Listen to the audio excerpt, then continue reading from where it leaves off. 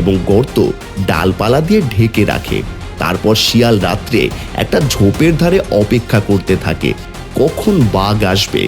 রীতিমতো বাঘ আবার মুরগি চুরি করতে আসে। আরে আরে আরে, চোর ধরা পড়েছে কি বাঘ মামা? হ্যাঁ, আমার মুরগি চুরি করতে খুব ভালো লাগছিল না, এখন ফাঁদে পড়ে কেমন লাগছে?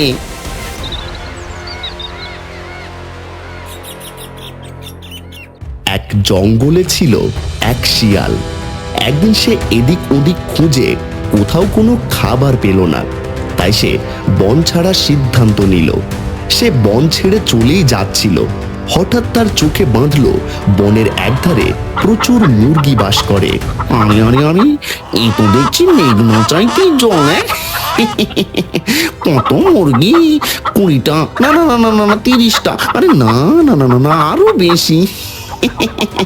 এবার দেখছি আমার খাবারের আর চিন্তাই রইল না, একটা করে ধরবো আর খাবো, ধরবো আর খাবো। হ্যাঁ, আর বনে বনে খাবার খুঁজতে হবে না। কিন্তু এইভাবে মুরগি ধরে খেলে কয়দিনই বা হবে? যদি কোনোভাবেই মুরগিগুলোকে বশ বানিয়ে খামার বানাতে পারি, তাহলে তো একেবারে কেনলা ফতে। সারা জীবন এদের ডিম খেয়ে আমার পেট চলে যাবে, এমন কোনো ব্যবস্থাই করতে হবে। যেই ভাবা সেই কাজ। শিয়াল কোনোভাবে মুরগিকে বশ মানিয়ে তাদেরকে পালন করতে শুরু করে। তারপর থেকে শিয়ালকে আর দেখে কে?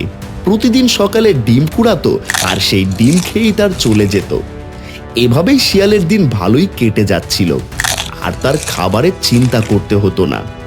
অন্যদিকে একদিন বনের রাজা বাঘের খুব খিদে পেল।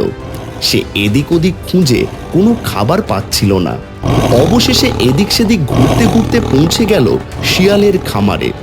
চোখের সামনে মুরগি, এত মুরগি দেখে বাঘ আর লোভ সামলাতে পারল না। আরে বাপরে, কত মুরগি!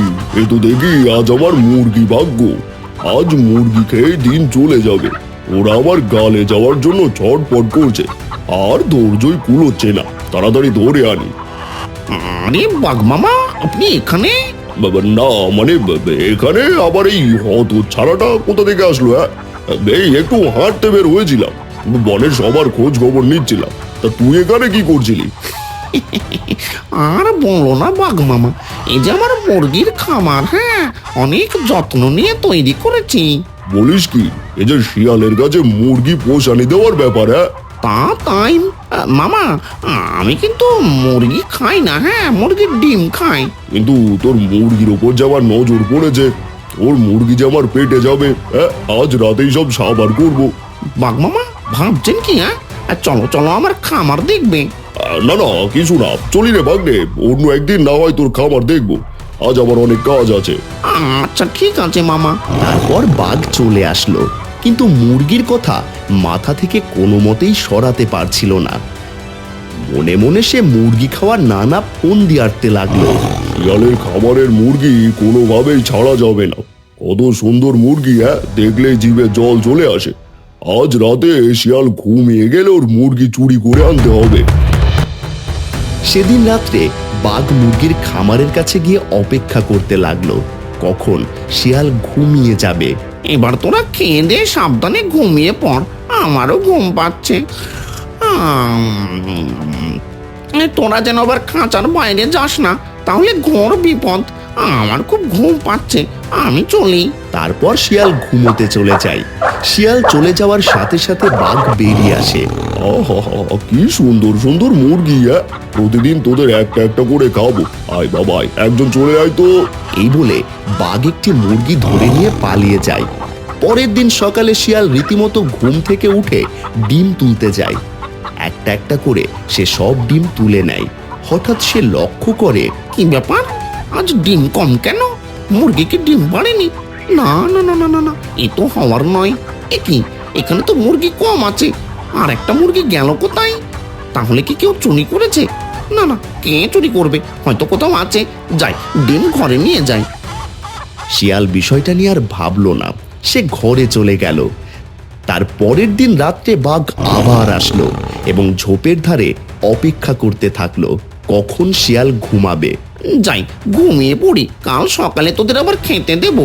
এই বলে শিয়াল ঘুমোতে চলে যায়। এই সুযোগে বাঘও ঝোপ থেকে বের হয়ে আসে। তারপর একটা মুরগি চুরি করে নিয়ে চলে যায়।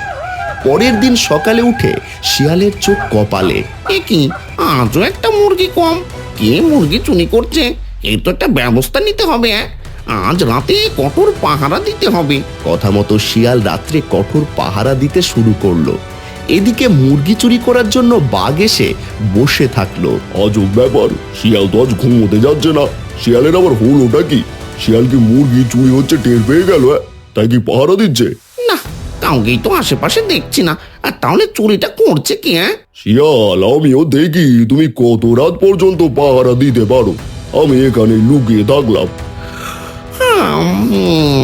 দূর, চোর হয়তো আজ আর আসবে না। যাই, ঘুমিয়ে পড়ি। এই তো শিয়াল চলে যাচ্ছে। শিয়াল, তুই যদি চলিস ডালে ডালে, আমি চলি পাতায় পাতায়। তোর মুরগি সব আমার পেটে যাবে। তারপর বাঘ আবার মুরগি নিয়ে পালিয়ে যায়। শিয়াল সকালে উঠে দেখে আবার মুরগি চুরি হয়েছে। শিয়াল অনেক চিন্তা করতে লাগলো মুরগি চুরি কখন করেছে। কালকে রাতেও দেখলাম সব মুরগি রয়েছে। মুরগি চুরি করছে কে? কাল মাঝরাত পর্যন্ত পাহারা দিয়েছি। তার মানে চোর নিশ্চয়ই কোথাও লুকিয়ে থেকে এই আমার সরার অপেক্ষা করছে। তাই যদি হয় তাহলে আজ আমিও লুকিয়ে পাহারা দেব। দেখি চোর আসে কিনা। যেই ভাবা সেই কাজ। শিয়াল সেদিন একটা ঝোপের ধারে লুকিয়ে থেকে পাহারা দিতে লাগলো। এদিকে বাঘ এসে দেখলো মুরগির খামারে কেউ নেই। আজ দেখি পুরো মাঠ ফাঁকা। শিয়াল দেখছি ঘুমিয়ে পড়েছে। তাহলে তাড়াতাড়ি একটা মুরগি ধরে নিয়ে আসি। আরে, কে যেন আমার খামারে ঢুকছে। কি, যে আমাদের বাঘ মামা। শেষে কিনা বাঘ মামা আমার খামার থেকে মুরগি চুরি করছে। কেন করেছে? এখন যদি বাঘকে ধরতে যাই আমি মরে যাব। তার থেকে চুপ করে বসে থাকি। কালকে বাঘের এমন ব্যবস্থা করব, বাঘ একেবারে জীবনের মতো শিক্ষা পেয়ে যাবে। তখন শিয়াল ভয়ে বাঘের সামনেও যায় না। পরের দিন শিয়াল খামারের সামনে গর্ত করে রাখে এবং গর্ত ডালপালা দিয়ে ঢেকে রাখে। তারপর শিয়াল রাত্রে একটা ঝোপের ধারে অপেক্ষা করতে থাকে কখন বাঘ আসবে।